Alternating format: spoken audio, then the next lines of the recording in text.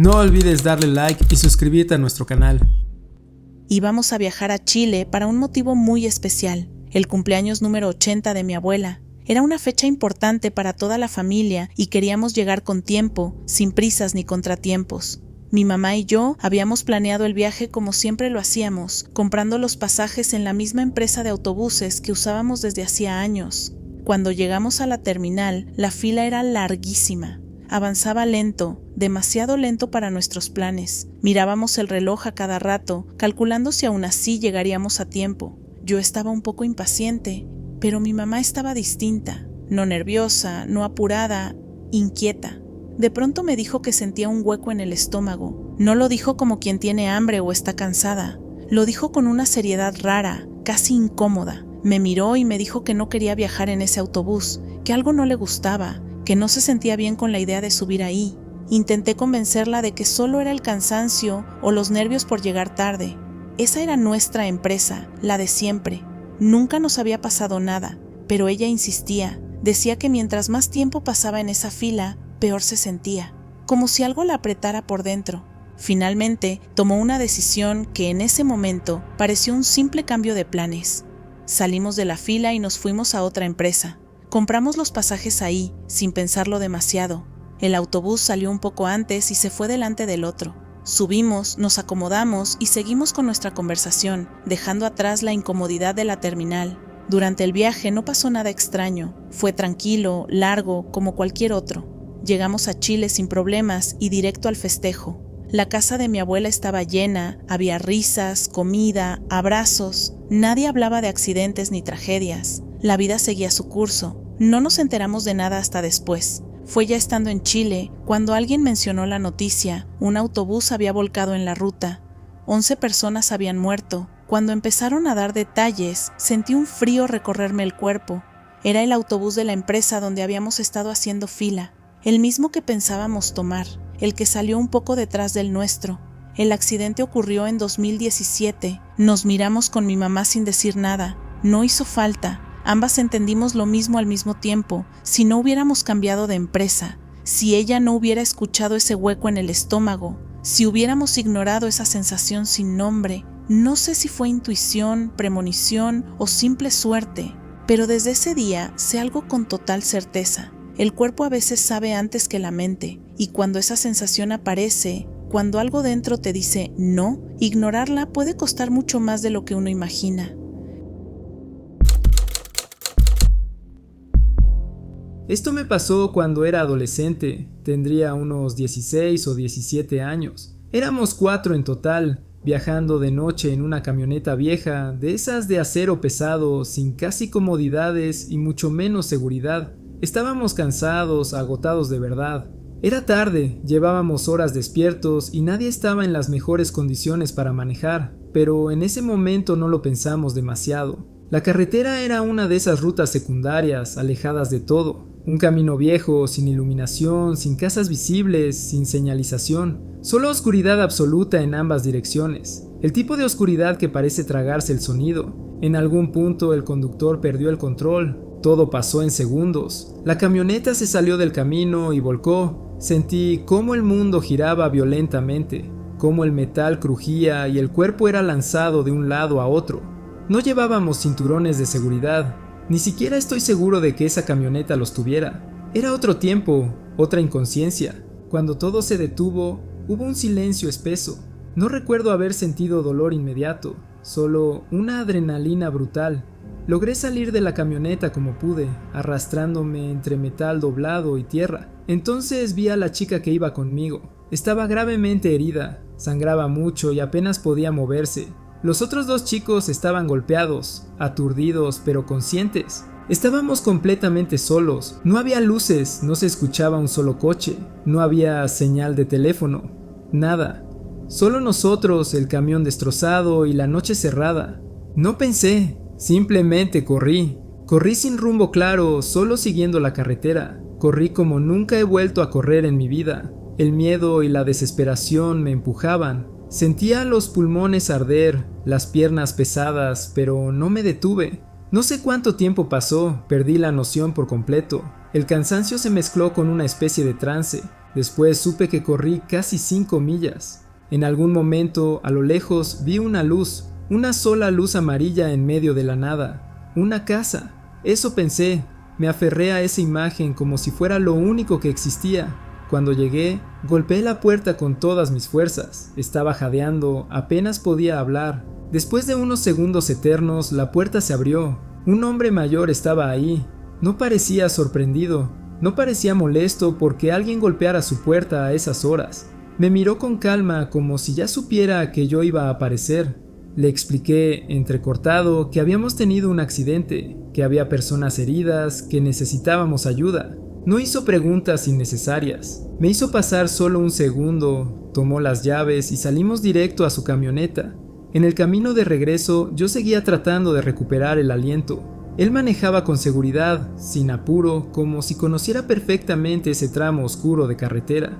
Cuando llegamos al lugar del accidente, ayudó a subir a mis amigos y a la chica herida. No se quejó, no se mostró nervioso, actuó con una calma absoluta.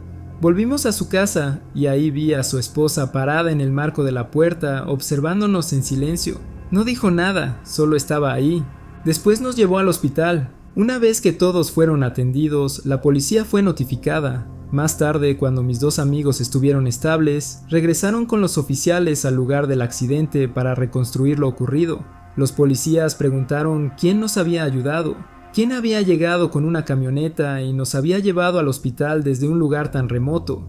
Mis amigos señalaron la dirección que yo les di, aproximadamente 5 millas carretera abajo. Al día siguiente fueron a buscar la casa. No había nada, ni casa, ni camino de entrada, ni rastro alguno, solo un campo vacío. La policía habló con personas que vivían más adelante en la carretera. Todos coincidieron en lo mismo. Ahí no había habido ninguna casa desde hacía al menos 20 años. Nadie recordaba a un hombre mayor viviendo ahí. Nadie conocía a una pareja en ese lugar. Cuando empecé a describir al hombre, su aspecto, su forma de hablar, la camioneta, la gente se puso realmente nerviosa. Algunos dijeron que esa descripción coincidía con alguien que había vivido por la zona décadas atrás, alguien que había fallecido. Nunca recordé su nombre, pero sí recuerdo su mirada, su calma, la forma en que actuó como si salvarnos fuera lo más natural del mundo. Yo creo en los ángeles, y estoy convencido de que esa noche, en esa carretera oscura, cuando no había ninguna razón para que alguien apareciera, alguien lo hizo. Porque si no hubiera sido por ese hombre, ninguno de nosotros estaría aquí hoy.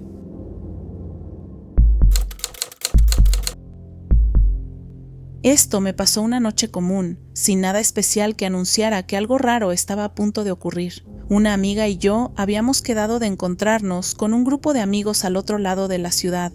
Nada fuera de lo normal. El plan era simple: vernos a las 9:30 de la noche, pasar un buen rato y volver tarde a casa. Salimos un poco tarde. Recuerdo perfectamente que miramos el reloj del coche y ya pasaba apenas de las 9. Comentamos que, incluso si manejábamos rápido, llegaríamos unos 10 minutos tarde. No era grave, nadie iba a molestarse por eso. Subimos música, arrancamos y tomamos la autopista. La ciudad estaba tranquila, casi demasiado. No había mucho tráfico y las luces anaranjadas del camino iluminaban el asfalto de manera uniforme. Todo parecía normal, hasta que no lo fue. En algún punto, mientras hablábamos distraídas, nos dimos cuenta de que habíamos pasado nuestra salida. ¿No era aquí?, pregunté.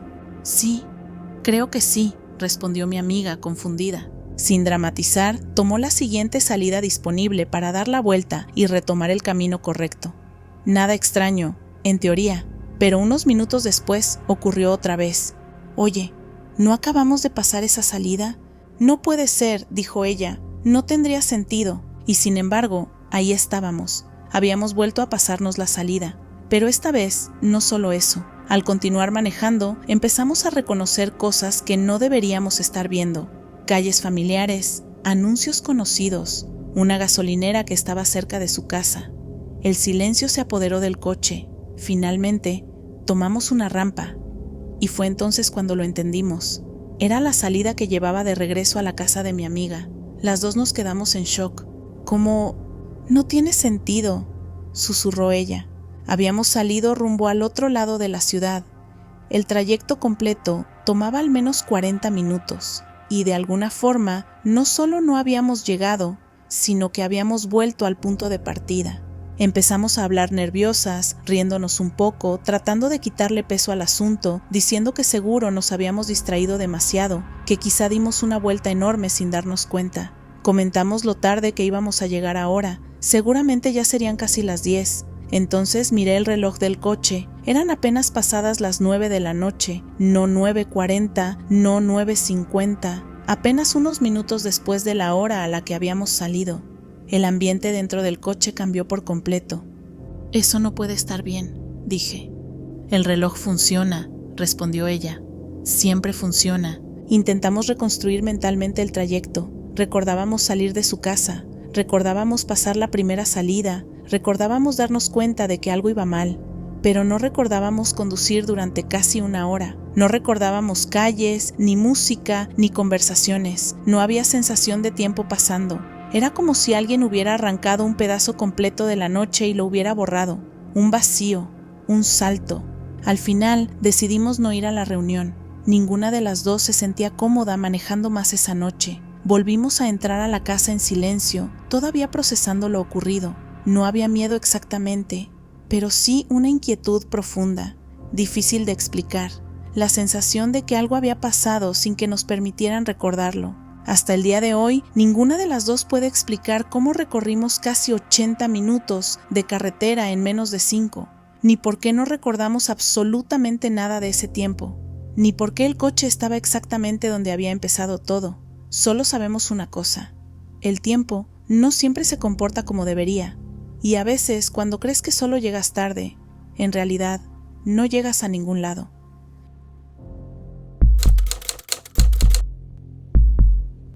Esto me pasó hace décadas, cuando trabajaba cerrando un restaurante-bar en Newport, Rhode Island. Era uno de esos lugares antiguos, con mucha madera oscura, espejos detrás de la barra y ventanas grandes que daban al estacionamiento. A esa hora de la noche, el sitio tenía una vibra muy particular, silenciosa, casi solemne, como si el edificio respirara distinto cuando se quedaba vacío. Era mi turno de cierre. El restaurante ya estaba completamente vacío, mesas limpias, luces tenues, música apagada. El letrero de cerrado estaba puesto, aunque la puerta principal seguía sin seguro porque todavía había personal de cocina terminando de salir por atrás. Yo estaba tranquilo, concentrado en mi rutina, reabasteciendo cervezas en el refrigerador bajo la barra, contando botellas, pensando en irme a casa. Fue entonces cuando escuché una voz clara, muy cerca de mí. «Disculpe». No hubo pasos previos, no escuché la puerta abrirse, simplemente la voz. Me incorporé con un poco de fastidio. Mi primer pensamiento fue que algún cliente había ignorado el letrero de cerrado, algo que pasaba de vez en cuando y siempre resultaba molesto. Pero cuando levanté la vista, el fastidio se transformó en desconcierto. Frente a mí estaba un hombre altísimo, fácilmente de más de 1,90 m, delgado casi demasiado. Tenía el cabello rubio muy claro, blanco incluso, perfectamente peinado y unos ojos azules tan intensos que parecían irreales. Vestía un abrigo largo negro, tipo trench coat, que desentonaba completamente con el ambiente casual del bar.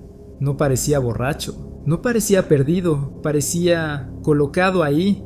Le pregunté con tono profesional qué necesitaba. Él sonrió apenas y dijo algo tan simple que resultó extraño por lo normal que era. «Solo necesito un libro de cerillos».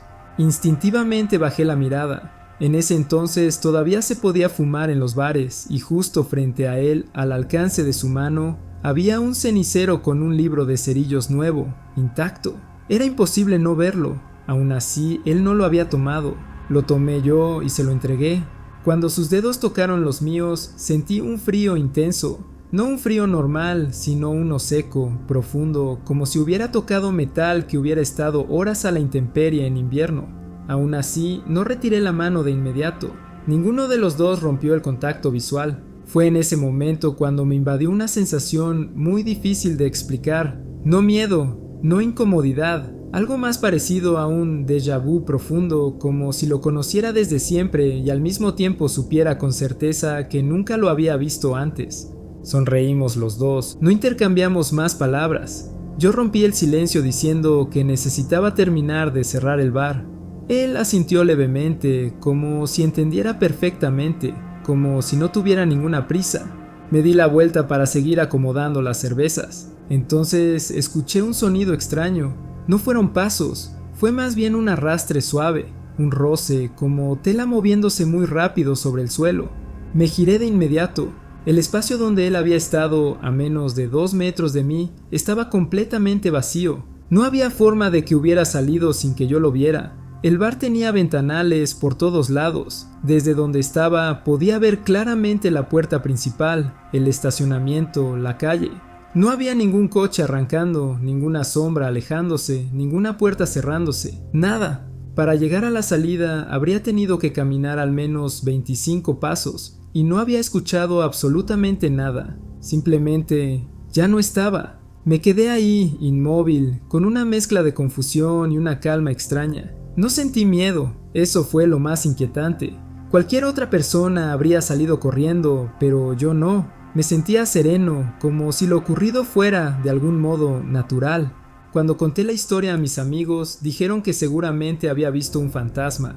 Me reí, aunque en el fondo no estaba tan seguro de que fuera una broma. Más tarde se la conté a mi hermana. Apenas terminé de describirlo, me interrumpió y me dijo que acababa de describir exactamente al protagonista de las novelas de vampiros de Anne Rice.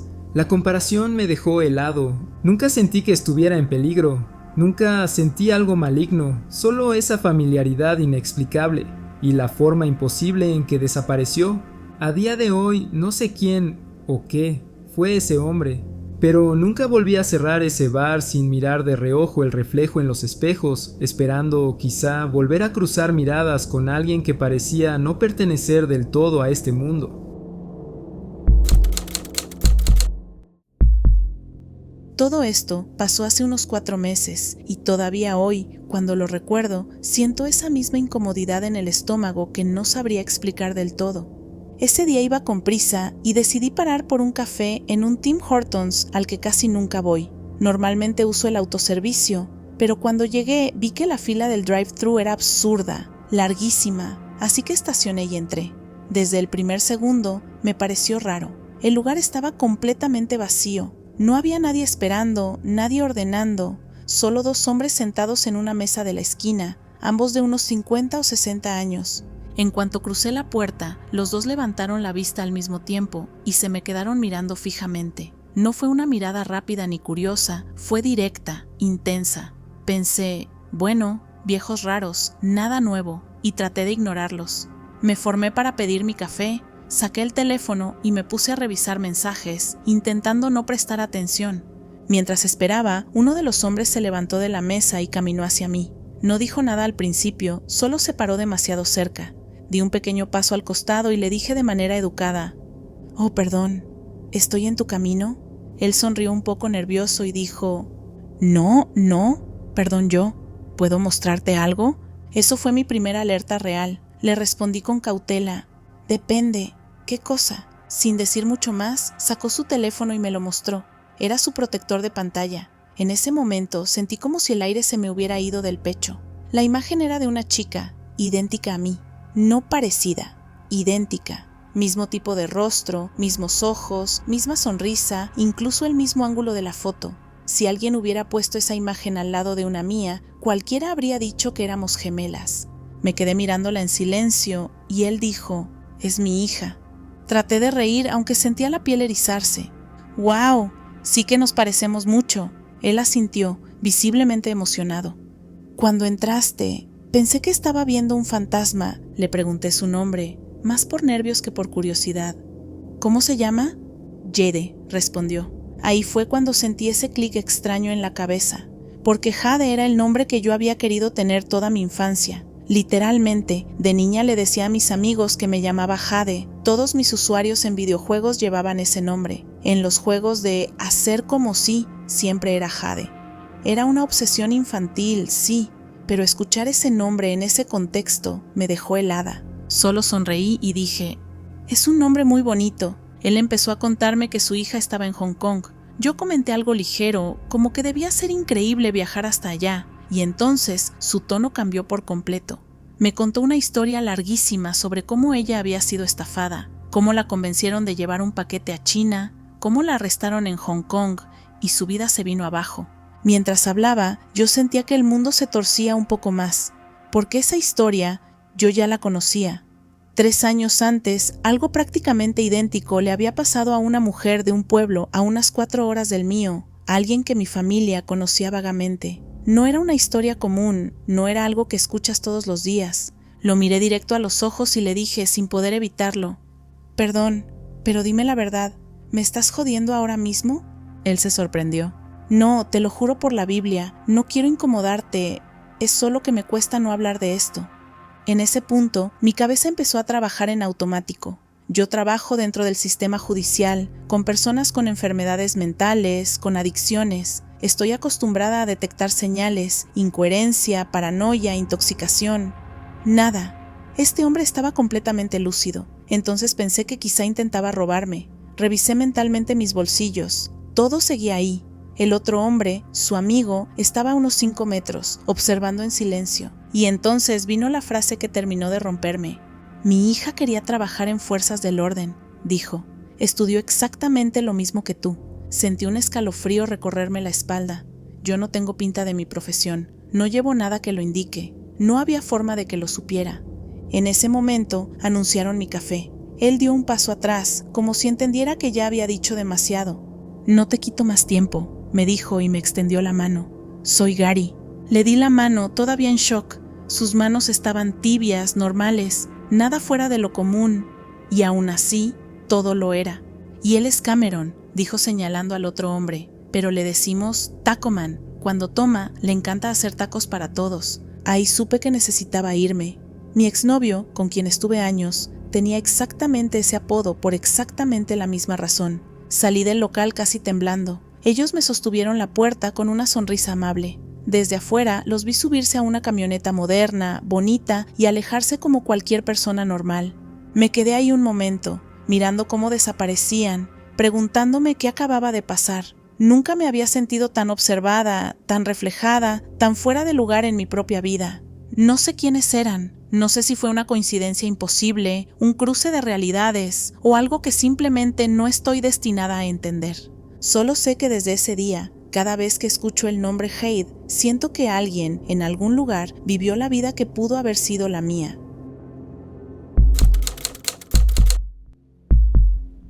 Me tocó quedarme en los cuarteles originales de la Marina, los mismos que todavía siguen en pie desde antes del ataque a Pearl Harbor.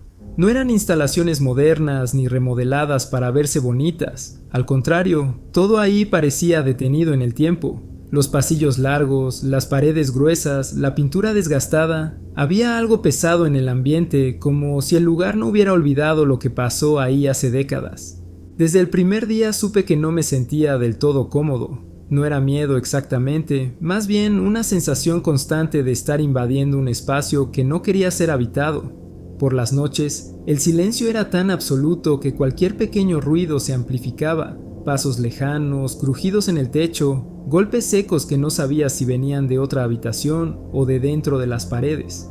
Una noche fui al baño. El edificio estaba prácticamente vacío, la mayoría del personal estaba en otras áreas y a esa hora no se escuchaba a nadie más. Me metí en uno de los cubículos, hice lo mío, y entonces me di cuenta de que no había papel higiénico.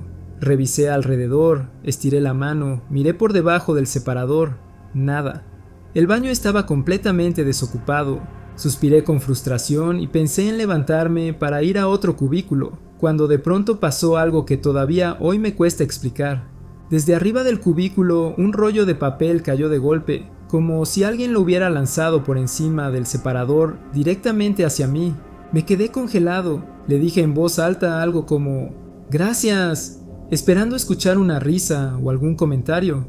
No hubo respuesta. Miré por debajo de la puerta. Ningún par de pies. Me asomé por encima del cubículo. No había nadie. El baño seguía tan vacío como antes. El rollo estaba ahí, perfectamente seco, recién lanzado, como si alguien hubiera estado conmigo y se hubiera desvanecido en segundos.